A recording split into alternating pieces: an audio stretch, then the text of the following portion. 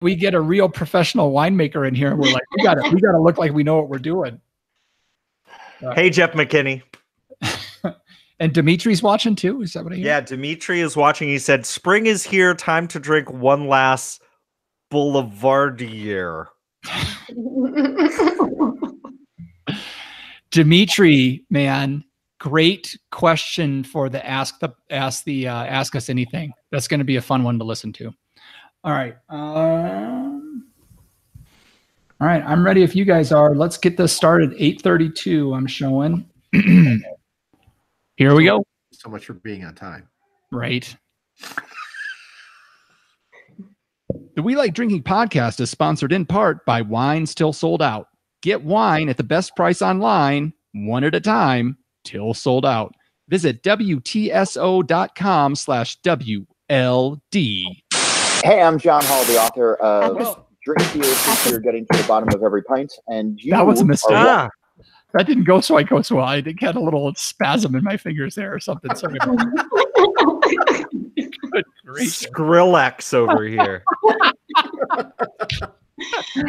All right. I'm sorry, Katie. Let's try that again. Here we go. You're a regular dead mouse. Oh God, it's gonna be all night with these jokes, isn't it? All right, here we go. The We Like Drinking podcast is sponsored in part by Wine Still Sold Out. Get wine at the best price online, one at a time, till sold out. Visit WTSO.com/WLD. Hey, I'm John Hall, the author of Drink Beer, Think You're Getting to the Bottom of Every Pint. And you are watching, listening, absorbing, digesting the We Like Drinking podcast, where you never drink alone. And that's a good thing. At the sound of the tone, the official We Like Drinking time will be 5 o'clock. Commence consumption.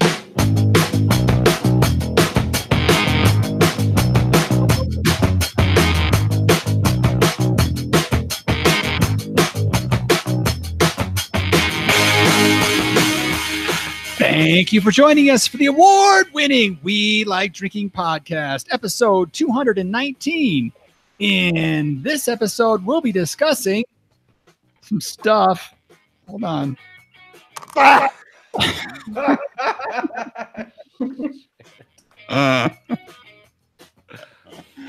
forgot what we were talking about. Bourbon barrel-aged wine. Yeah. And we're joined by Katy Wilson, winemaker at LaRue Wine. So crack open your beers, uncork that wine, and let's get drinking. Drinking. You know, I think the really funny part is like 3 minutes ago, I was talking about how professional we are. What? Katie took it as tongue in cheek, so you didn't disappoint or anything there, Eccles. 27 takes later, we're a minute into the show, so congratulations on that. So cheers, my podcast drinking friends, and welcome to Happy Hour 219 of the only somehow two-time award-winning topical beer and wine education podcast focusing on mistakes and fun. You learn from your mistakes. That's right. And have fun with it.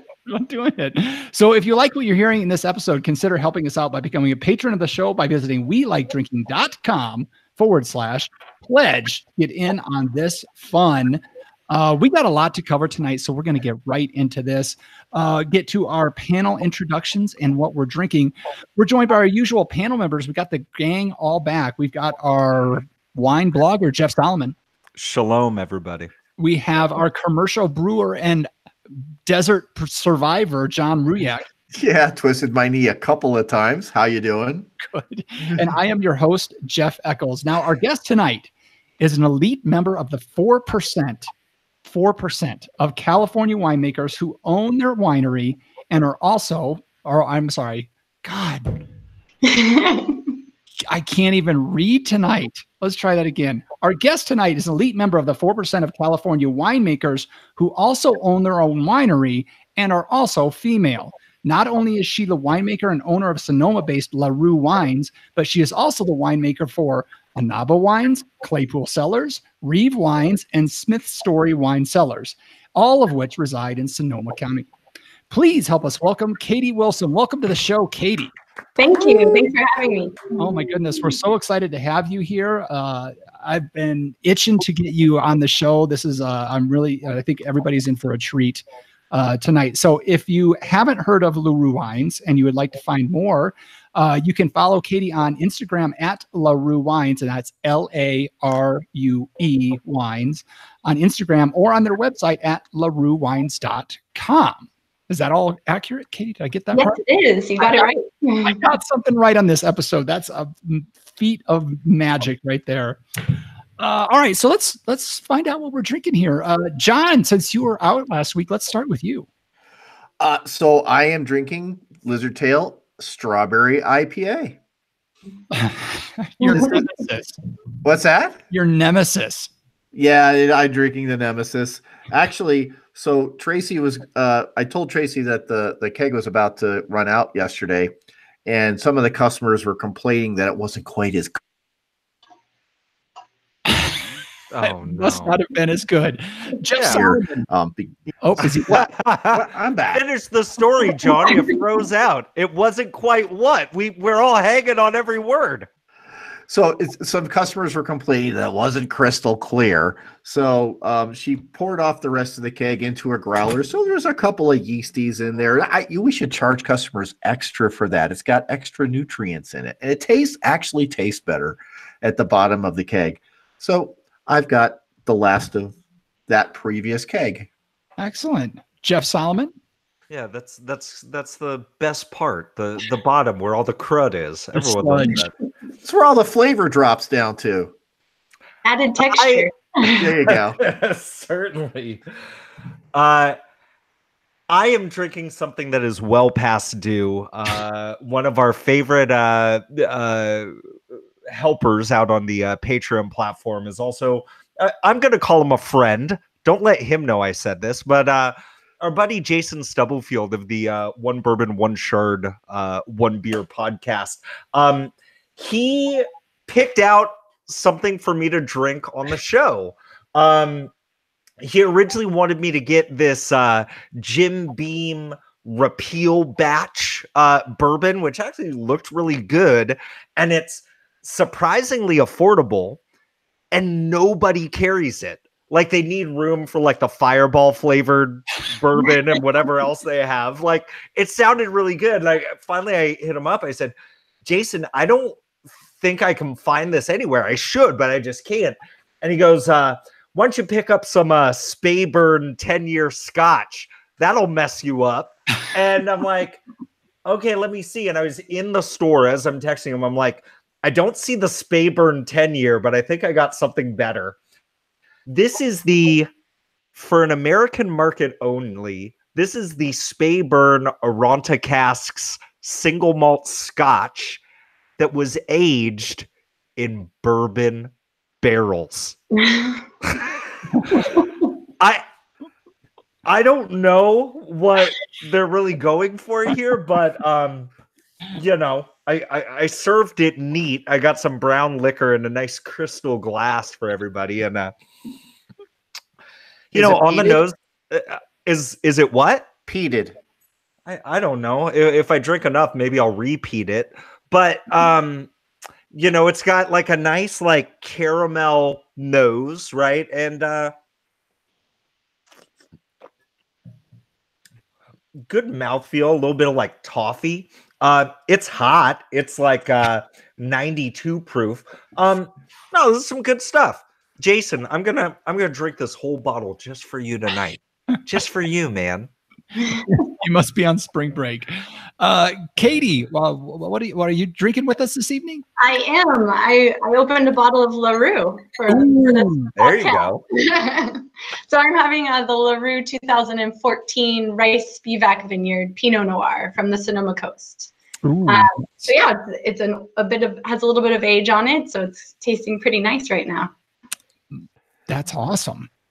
I'm jealous. I'm super super jealous. That was the first word.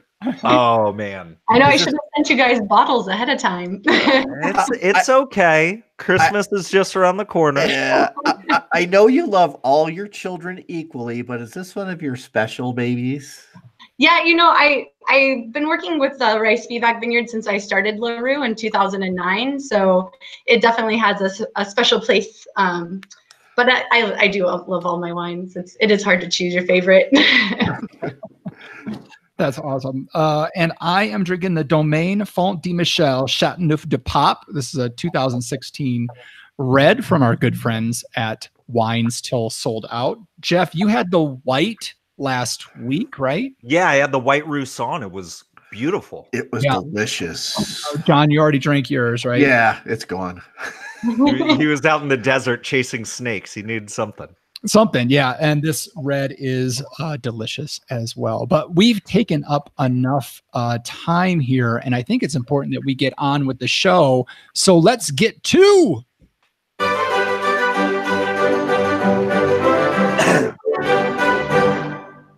wine, beer, or pop culture reference. This is where I am going to give our distinguished panel of guests a term, and you have to tell me, is this a wine, a beer, or a pop culture reference? John, I'm going to start with you because honestly, I miss you. Oh, I should probably say what it is, huh? Is it camera? No. Damn. I knew the answer to that one. The term this week is pomard.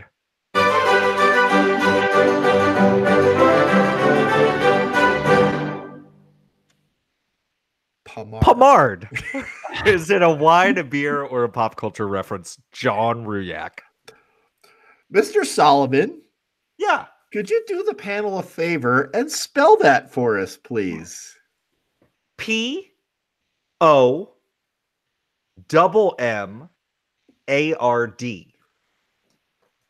Okay. No L's in Palm. No, pomard. So since you've got kind of a George Clooney thing hanging down in the middle of your thing from Brother, Where Art Thou? Isn't pomard that stuff you slick your hair back with? That's pomade. Okay. Whatever. I thought I'd give it a shot. I'm pretty sure this is a French term, so I'm going to think it has something to do with wine. Okay, John says it's a French term having something to do with wine. Jeff Eccles, you're a wine guy. What do you think? You guys can never follow the format. I should take this all away from you. Yeah, pomard. I know this one. You sure you don't want to do camera? I was good with camera. Pomard is a wine term. I believe John is right. That is a French wine term. And I'm trying to figure out if it's a producer in Bordeaux, is what I'll say. Jeff Eccles says it's a producer in Bordeaux. So John says it's a wine term having to do with France. Eccles gets a little bit more specific. He says producer in Bordeaux. Katie, can you enlighten these knuckleheads? So pomard is a wine term, and it's a clone of Pinot Noir, also an area in Burgundy. So certainly, either of those would have worked. The pomard clone, also known as UCD number 4, imported in the 1970s from UC Davis, originated from Chateau de Pomard in the Pomard region of Burgundy in the Côte d'Or, I think. So, pomard.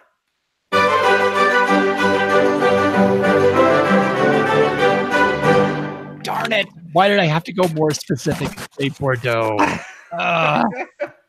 All right. Well, now it's one time for one of our favorite parts of the show. It's time for our sponsor, John. What? I don't get the fancy music like Solomon got last week? Oh, it's here. It's in the background. Oh, okay. Can we do a big add that post-production? Okay. Jesus. John, do a big pause before you start talking. Help Jeff Eccles out with editing.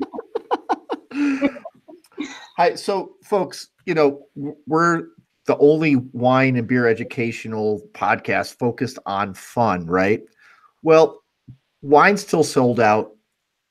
It's fun.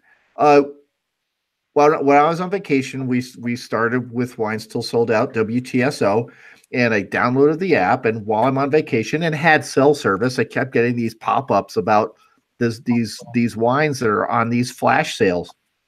WTSO offers flash sale prices on wines from around the world, and they're just from everywhere. And it's fun to see what pops up.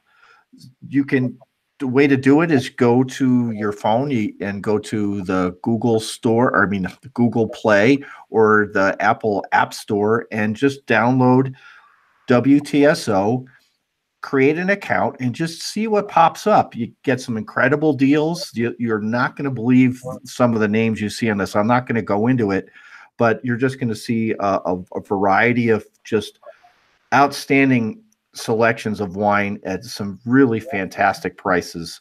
So go to WTSO.com/WLD. Take a look at some of the stuff they got to offer. You're going to want to get some, because I do and did. And when you check out, use a promo code WLD 2019. That's 2019. Wine's Till Sold Out. Awesome. I saw one today. I was so mad I missed it. It was only good for like 4 hours. It was 4 French rosés for like $48. Oh, yes. Nice. Like, holy cow.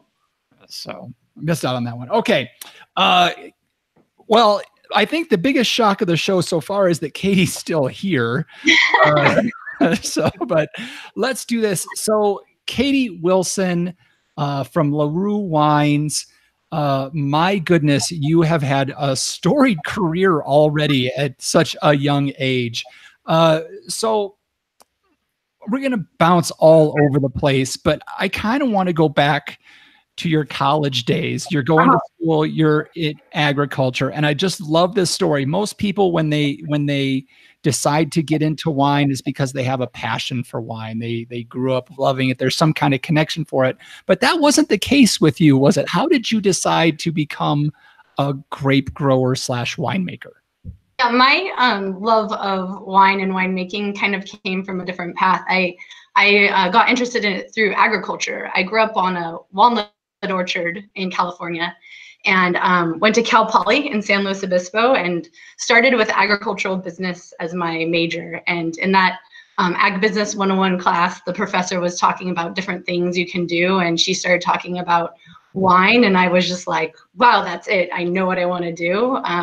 For me, because it is first and foremost agriculture. You're growing vines, you're growing grapes, and then you're able to turn it into something totally different, something that's alive and is a balance of chemistry and creativity, and no two wines are the same. So to me, it was just like that path was different than most people. I hadn't really tried many wines when I decided I wanted to become a winemaker, but but I do have a knack for it, I guess. So. Oh yeah. So you decide you're going to make wine. I'm sure at some point you told people that knew you that you're going to do that, and they were they like, what? What are you talking about? Was there a lot of confusion as to why you were doing that?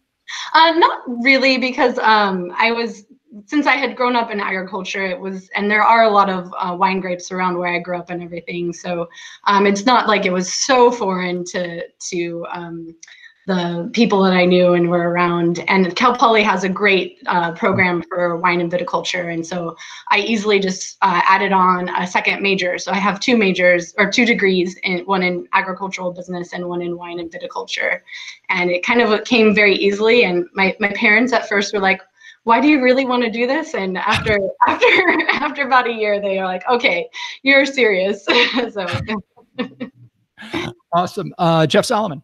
Yeah, I just have to ask real quick, piggybacking off of it, because my sister was a proud Mustang. Oh, nice. So I got to know, man, do you think Cal Poly San Luis Obispo gets enough respect in the wine world? Like, do you hate UC Davis? I think that Cal Poly is very hands-on, and everybody who graduates from there has worked in the industry, and it's a great school, and I think it's getting more respect these days too. Nice. Well, I love that place, and it's a beautiful campus. So let me ask you this: kind of transitioning out of college, I'm certain that you took a lot of different jobs in the wine industry, kind of working your way up to then having your own winery. And so I was wondering if maybe you could tell us a little bit about that. And I just got to know, how does somebody in their 20s end up becoming like a winery owner? Yeah, I know it is a kind of a crazy path, but I had a plan when I graduated. I wanted to travel, and so I spent a couple of years working harvests in the northern and southern hemisphere. So you can work 2 harvests per year, which was really amazing. So I worked in California, then I went to work in South Australia, came back to work in Napa, and then went down to work in New Zealand and came back. And so I crammed a lot in a short period of time. And I learned from a lot of amazing winemakers. And for as far as like starting LaRue in my 20s, I kind of fell into the right place at the right time. And it was a combination of a few people believing in me and telling me to just go for it. So, so I had written a business plan as my senior project at Cal Poly, and to start a small winery, and that is LaRue, the same business plan that I used to start LaRue. And another friend had come to me with some amazing grape vineyards that I had worked with when I was at Flowers Winery in Sonoma, and I was able to get fruit from there. And as far as being able to start it money-wise, which I had no money and my parents didn't have any money, another friend came to me and offered me a loan, and so I was able to put all that together and just jump. So Wow. That's so cool. And I'm certain that person probably wishes to remain anonymous, but God, they've got to be the coolest person in the world. Yeah, that's so awesome. I gotta wonder this then. What drew you to Sonoma and or Pinot Noir? Yeah. Or are those things like connected? They're somewhat intertwined, but I had made Pinot at Craigie Range in New Zealand and Testarossa and Los Gatos in California. And Joseph Phelps, we were making the Freestone wine when I worked there in Napa. So I knew I loved Pinot Noir. It's such a delicate grape. It's so finicky and difficult to work with. And then I ended up working out at Flowers Winery on the Sonoma coast. And I was there for 2 years as the assistant winemaker there. And that's when I really got to know the Sonoma coast and that area that I work with. It's just 8 to 10 miles from the ocean, from Sebastopol to Bodega Bay.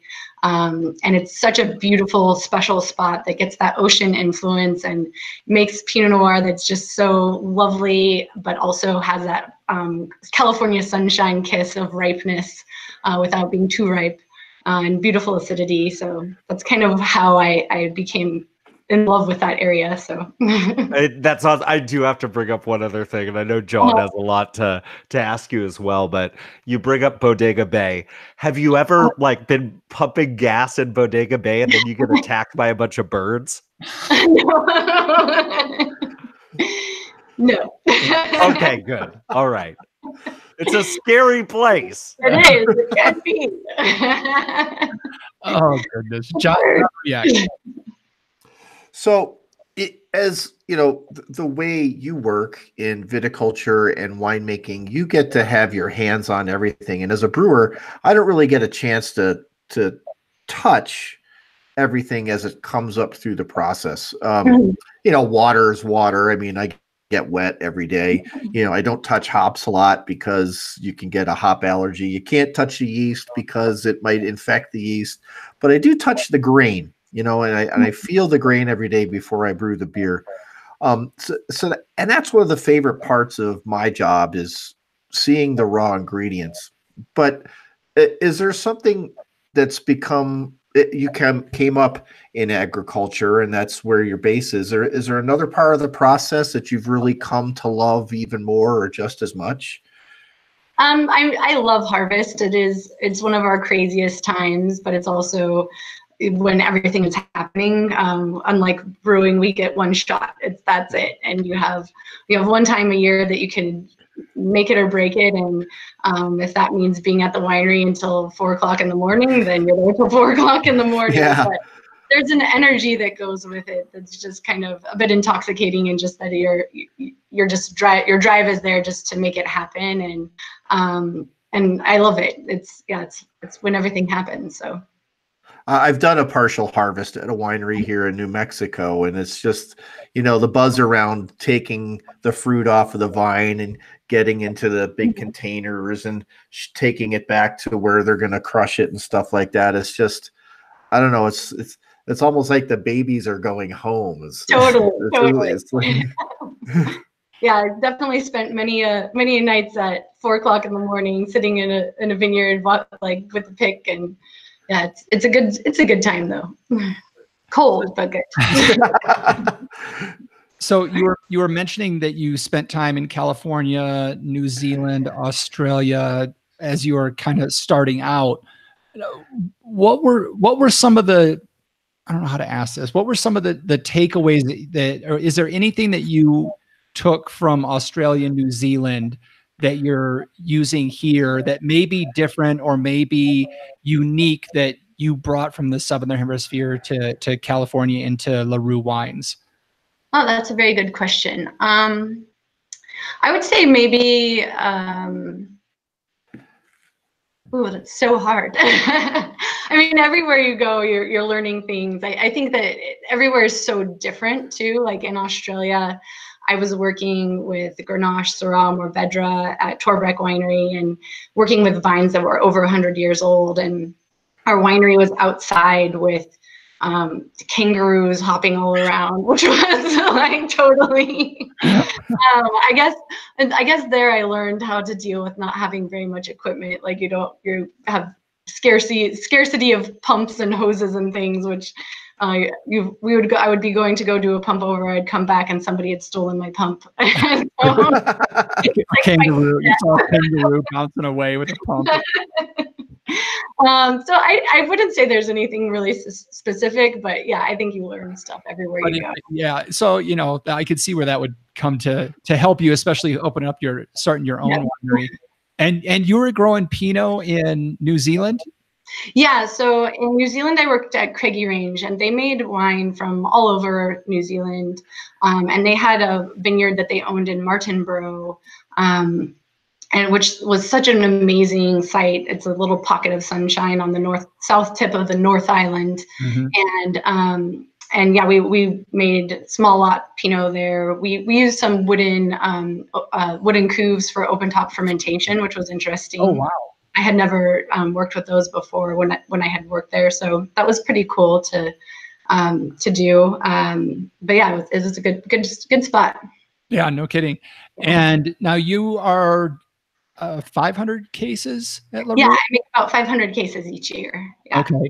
And another story that I love, so I want you to share it, is where did you come up with the name for the winery, the LaRue Wineries? Yeah, so it's named after my great-grandmother. Her name was Fiona LaRue, and she was someone who always told me I could do whatever I wanted in life. And so when I was deciding what to call the wine, I decided to name it after her. And she didn't live to taste the wine. She lived to be 98 years old, which is a nice, good, long life. But my great-grandpa, her husband, they were married for 75 years. Oh. He lived for a whole year after her, and he came to my very first release party. And fun. So it was really special. But yeah. That was awesome. Jeff Solomon or John, either of you guys? Well, that winery at the very southern tip of the North Island, could you see the island in the middle of the strait where the tuataras hang out? No, wait, where what? It's an ancient reptile closely related to dinosaurs. Anyway. What? No, but I do have a serious question to ask. Yeah. I know it's important for women like yourself to break barriers. Mm-hmm. But when you're working every day, you're not thinking about that. But when you sit back and think about what you've done, what are you hoping that other women will bring to the winemaking world? What would you hope to see in that? You mean like what?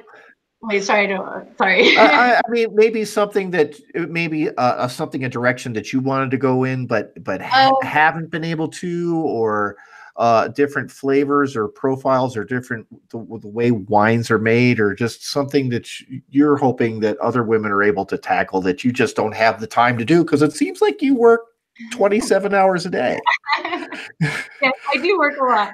I always go back to something a friend told me. It's like the wine doesn't know if it's a man or a woman who made it. So, so I don't think that there's anything that I would say that is like. I wouldn't say that there's anything that is like, oh, this hasn't been done that a woman should be doing versus a man.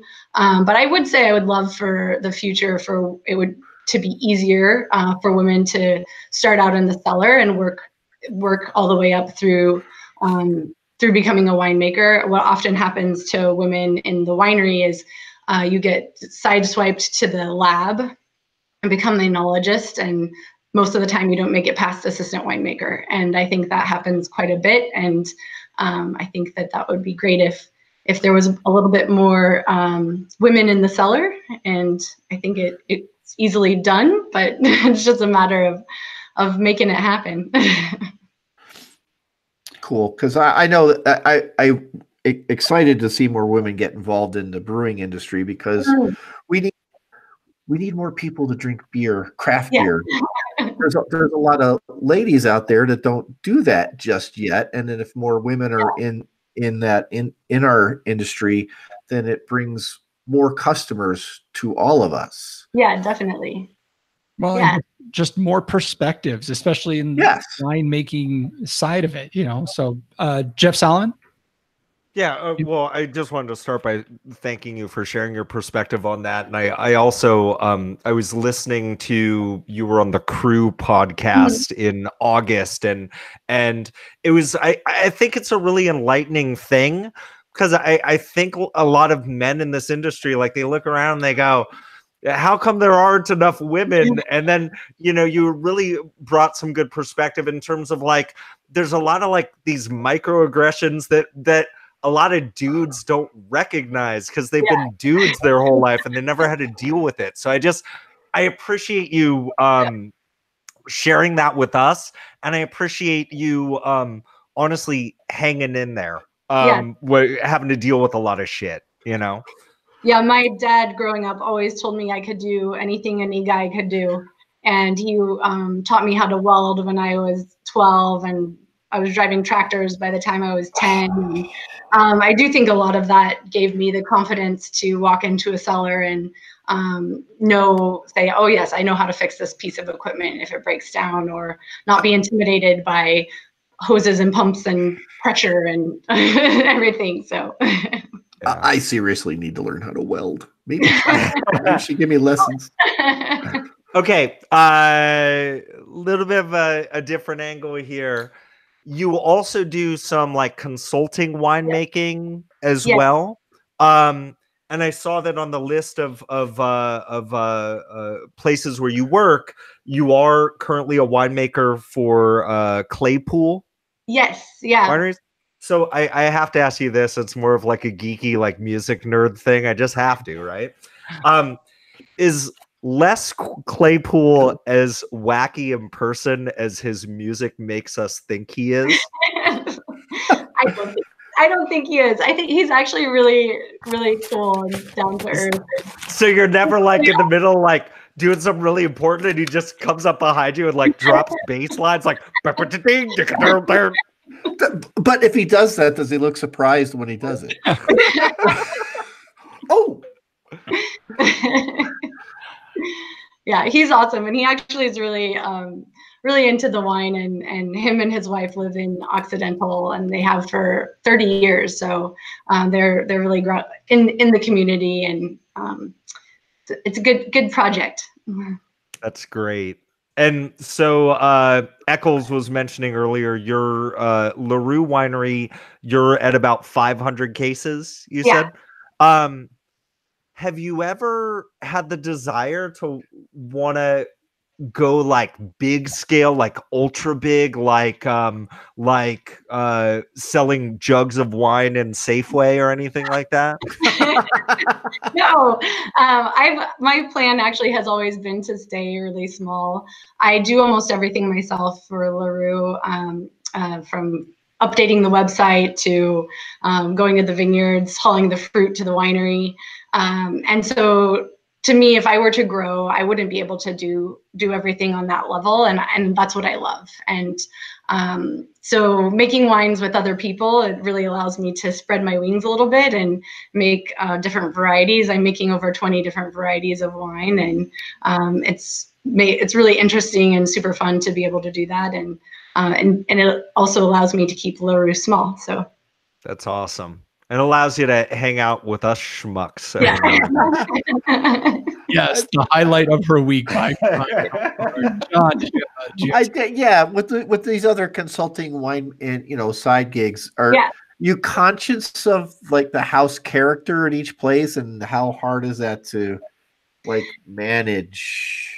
Yeah, I think that everybody has a little bit different style, and each winery I have a little bit of a different team. So I'm working with other winemakers at each spot, and so it's kind of nice to kind of bounce off of each other. And sometimes the vineyard sites have a lot to do with what they're going to give you. You can be in your range of winemaking style, and a site is going to give you something totally different. And sometimes there's small things like different barrels and toasts of barrels that can change the flavor profile of a wine without being very invasive or changing the style of winemaking. So I'm not changing picking decisions, and I'm not changing the way I do fermentations and all that, but maybe smaller things like age in barrel or amount of whole cluster or types of barrels will change how the wine turns out. And so go ahead, John. I was going to say, you don't ever have to catch yourself saying, well, this is not the way I do it at my winery. I've got to do it differently here. No. Okay. So when you go in to consult with somebody, are they kind of giving you an outline of what they're hoping the wine is like at the end, or are they just putting everything in your hands and saying, make us the best wine possible? Probably more towards like putting everything in my hands, saying make the best wine possible. Definitely working together on how much wine we're making and where the vineyards are and what all those other aspects. But then it's after those decisions are made, it's like, okay, now make it good. Right. And no pressure. So we're recording this on March 20th. So what's going on in the winery and what's going on in the vineyard right now? So right now in the winery, today I was just tasting through my 2018s. So tasting through 2018 Pinot Noir and making decisions about if it needs to be racked or leave it in barrel. And then I'm also getting ready to bottle some 2017 Chardonnay for LaRue, and as well as some Chardonnays and Riesling for some of my clients. And then in the vineyard, we're just starting bud break. So just last week, we're kind of really getting going in most of my vineyards. So things are just starting. Excellent. All right, guys, one last round the table for questions. Jeff? So here we are on Wednesday, March 20th. It's the first day of spring, and also there's like a super crazy moon tonight. So I just have to ask, like, what impact does the moon have on bud break? Like, is that why bud break is happening? Because there's a full moon tonight? Is the sap like going up into the air? Yeah. Like coming out like a water fountain? Yeah, I don't study biodynamics, but I mean the moon does happen. That's true. But yeah, we bud break is always at a little bit of a different time each year. But We have to ask because we have a friend who's a winemaker living in New Jersey, but makes wine in Paso Robles, and she once rushed the picking of her wine because of a super blood moon. Oh yes, yeah. I definitely have really a lot of friends who follow the biodynamic calendar for that. Yeah. She did no such thing, and for Dave saying that she did that. John, I think you had one more question. Oh no, I was just like, I mean, I know you love what you do, but 500 cases, that's 6,000 bottles, right? Do you ever like one down, 499 to go, two down, 498 to go? No, I don't think I focus too much on that side of things. Definitely, I'm able to sell. I have a wine club and an allocation list as well. So when I release my wines, they are mostly sold out at that point. So that luckily I don't have to count bottle by bottle. How much do you keep back? What kind of library do you keep? I have at least 2 cases of every wine that I've made. My first vintage, I kept 10 cases. Everybody told me to keep more, and I'm glad I did. It's tasting really good still. I'm actually throwing a party for my 10th year anniversary this August. And I'm going to be pouring every wine I've made since 2009, and most of them will be out of Magnums. So it'll be a fun time. Well, these two yahoos can't make it, but I live in California. So. I think you should do a podcast from that. Yeah, definitely. Okay, so if our listeners are looking to pick up some of your wine, is it available for sale, or like you're saying, it's all sold out all the time? Yep. There are some wines available on my website at laruewines.com. All right, and price point in general for your wines is around what? $60 to $80 a bottle. For the Pinot and the Chardonnay and the Riesling, all of it? Okay. For LaRue, it's just Pinot and Chardonnay. Riesling, I make for Reeve Wines, which is very delicious Riesling from Anderson Valley, which is great spot for Riesling. Mm-hmm. Awesome. Jeff, did you want to tell Katy how to run her business better at all? No, this is actually the first time I got to say, everything's stellar. We're so happy for you. This is great. Awesome, Katy. We really appreciate you joining us for the interview portion of the show. We're going to keep going, and we'd love to have you hang out, but we understand if you have commitments. Okay, excellent. Is there anything else we missed that you want to get across to our listeners before we move on? No, I think you guys covered it all. All right, excellent. All right. Well, thank you, Katy. And we're going to move on and get into the hard news of booze news. We discuss interesting, noteworthy, or most of the time some pretty stupid things. Jeff Solomon. It's just perfect timing because, again, tonight I am drinking, by request, the Speyburn Arronta Cask single malt Scotch whiskey aged in bourbon barrels. I bring this up because, there's been a little bit of a buzz. There's been a little bit of, people feeling very triggered surrounding a particular idea that's caught hold. A lot of really big brands, each kind of have their own wine that's in this new category right here. We're talking about bourbon barrel aged wine. And there's a lot of different opinion pieces about it. Most of them are pretty damning. But I thought it would be interesting for us to talk about it. Bourbon barrel aged wine. Have you drunk it? Would you drink it? How do you feel about it? Eccles, I gotta know. What are you thinking? Yeah, I see all the anger about this, and it really confuses me. You see all these discussions about how we need more people drinking wine. We need to try to get people into wine. And then, okay, I know it's the big wineries are coming out with it, and it's probably not the most stellar fruit in the world that they're using. But it is wine, and they're aging it in bourbon barrels. I haven't had it. I haven't tried one of these. But I don't hate on it. I mean, if it's getting somebody to try a wine, it piques their interest, and they try it and they like it or they don't like it or whatever, and they decide to try something else. I think it's a worthwhile venture, and you're seeing this in everything. Beer is trying different things. Spirits are trying different things. I have a lot more anger at marshmallow flavored vodka than I do at bourbon barrel aged wine. So to me, I'm not really interested in trying it. I mean, I would, but I don't get the hate. Okay, so I got it. Mental note for our podcasting audience. Jeff Eccles says, drink what you like. Katie, have you ever had any bourbon barrel aged wine before?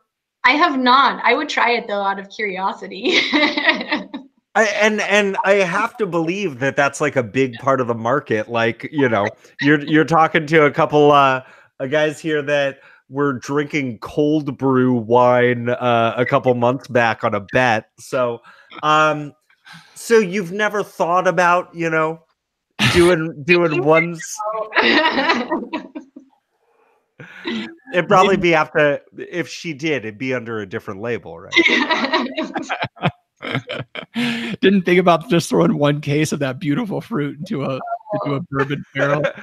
Oh, our buddy Dimitri is chiming in here. He says, it's much better than that one time I was at a restaurant in Manhattan serving pork belly inside of cotton candy.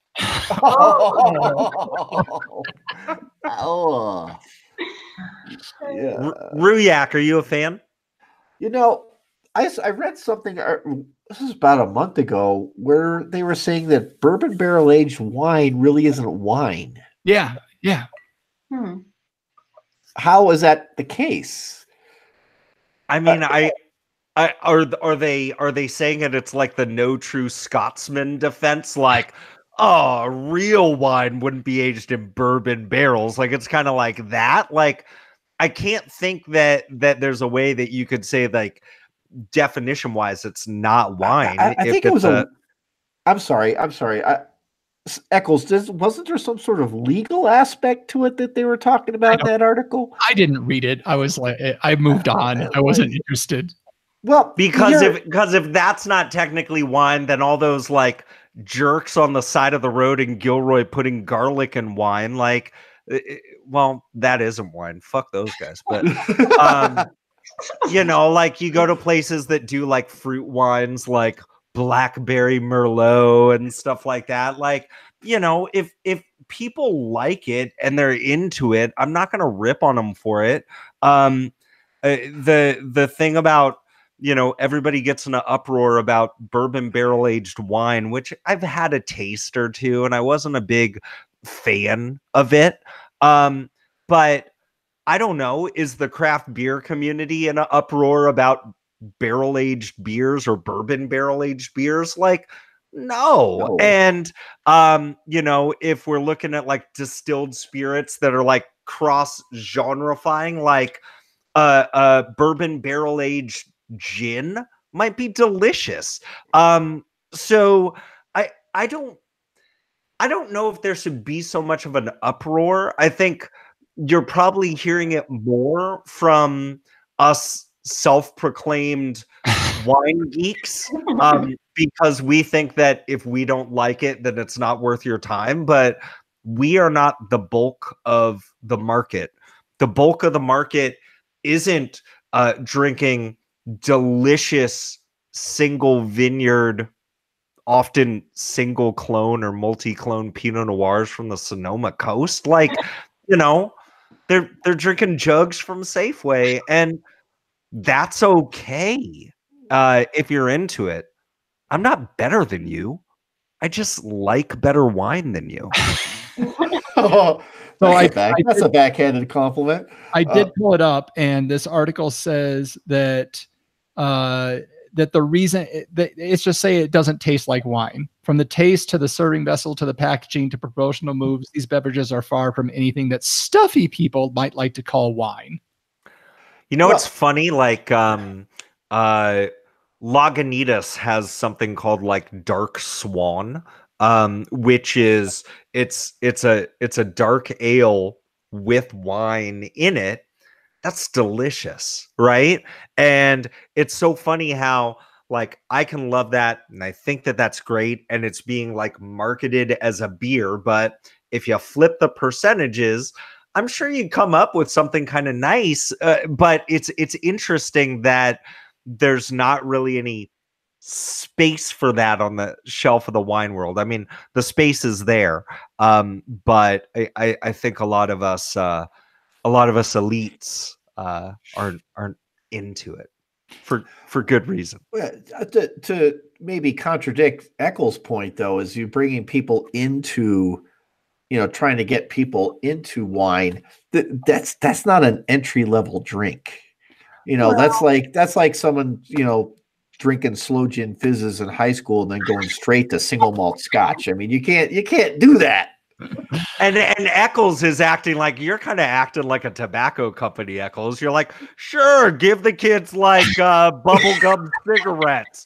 Let's make a banana split flavored vape juice. Anything to bring the kids into it, right? You're incorrigible. I'm not sure how I became the villain here, Jeff. You got some food in between your teeth, though, so you might want to take that. But yeah, I'll take the villain here. And I guess I don't expect it to taste like wine, John, but it's got the name wine on it, so people are trying it. I am guessing it's going to be rather sweet-ish. So is this any different than Apothic? I mean, I kind of look at it the same category, really. Yeah, it's sweet and spicy. Sweet and spicy with a little kick. Yeah. So I don't get the hate, but anything else on that? Anyone? Maybe a little Tabasco sauce. The kick. You want something spicy? Go get like a nice Syrah from the Northern Rhone. There you go. Yeah. Get some Barossa. Yeah. Yeah. All right. Excellent. So eat some chips and salsa. So listeners, I know at least one of our listeners has tried this because they posted a picture of them drinking it on the tavern. So if any of our listeners have tried it, we'd love to hear about you. Either hit us up on the Facebook Tavern or email me at jeff@welightdrinking.com and let us know what you thought about it.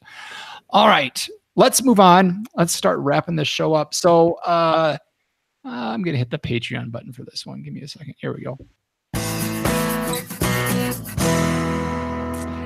Ask us anything. The question period, anything. The question period is now closed for Ask Us Anything. We've been talking a lot about it. Thanks to everybody that joined up on Patreon in the month of February. We are getting ready to record it, and we have decided that April 1st is going to be the drop date for our Ask Us Anything episode.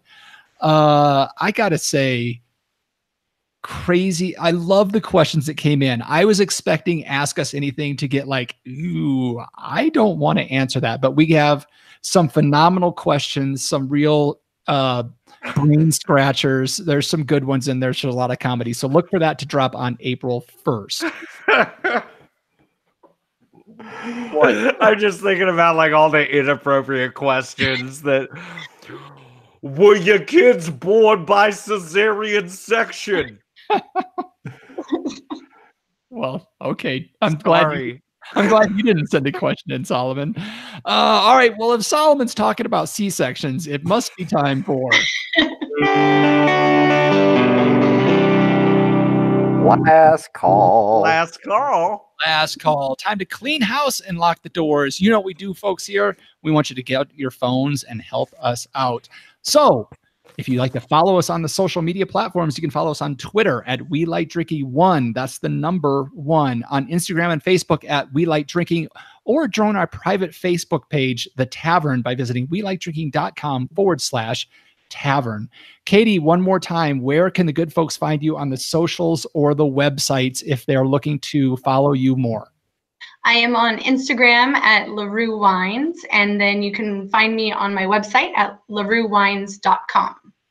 And do you have a second Instagram feed? Is there one for you and one for LaRue Wines, or is it all just one? No, it's all just one. I can barely keep up with the one, so.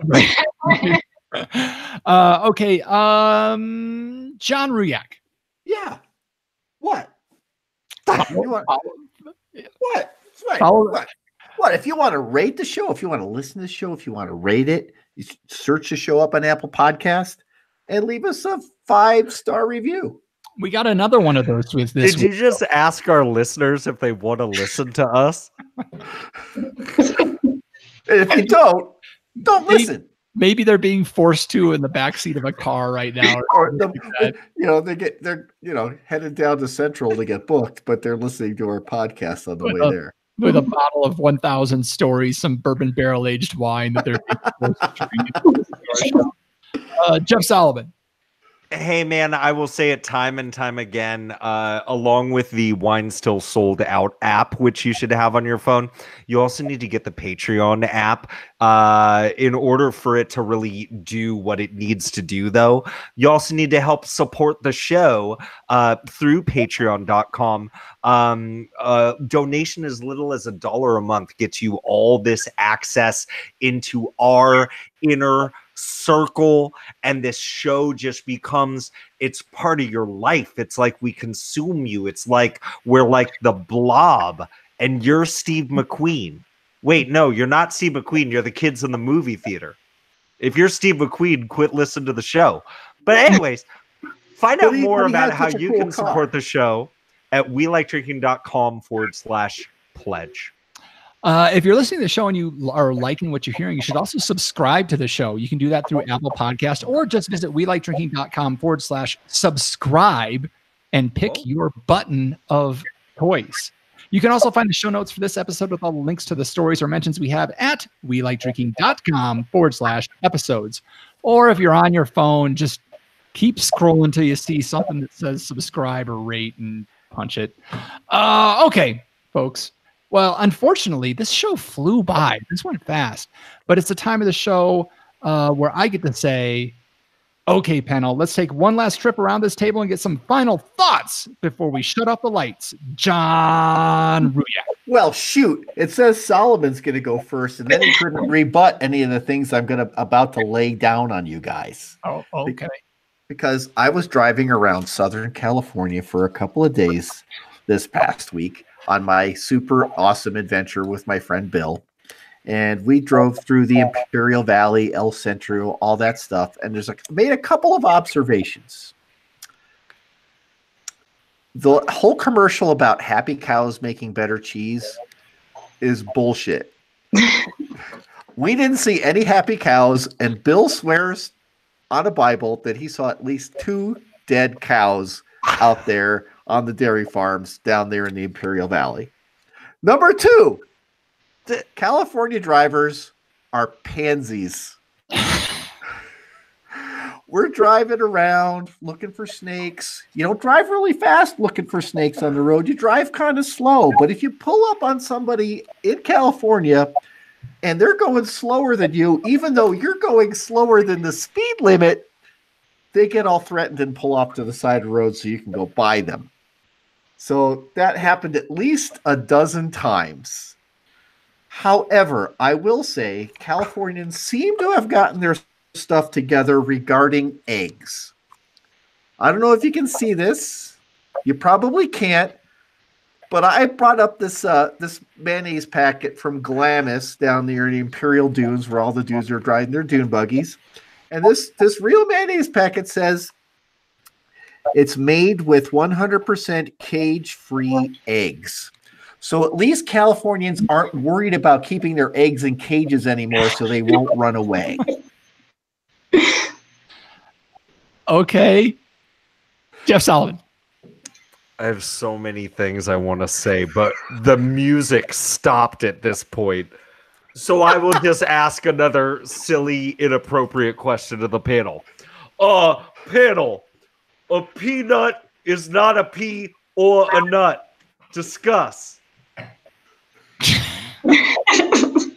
Oh my God. First, Katie, I apologize for that. I mean, strange things happen at last call, but do you have any final thoughts before we let you jump off this train wreck before it falls off a cliff? I just wanted to say thanks for having me on the show. It's been super fun. Absolutely. And yeah, same back to you. Thank you so much for joining us, for taking time out of your busy schedule to join us for our little power hour.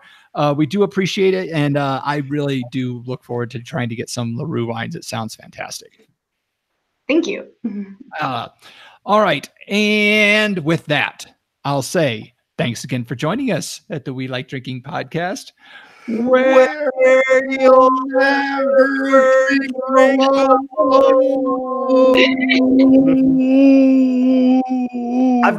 I've got this great bit where I talk about how Californians are crazy while I carry mayonnaise packets around in my pocket for the next week.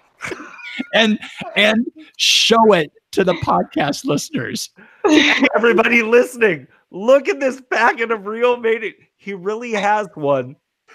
And by the way, the happy cows are in Northern California. Everybody knows that. Oh my God. Like that started off like on bumpy tracks, and then it took off and it did really well, and then it got to the finish and just drove off a cliff, John. You're welcome. And I've carried this mayonnaise packet with me ever since.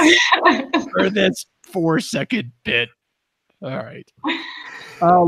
Viewers, thank you so much for watching. Hi, you got your money's worth, guys.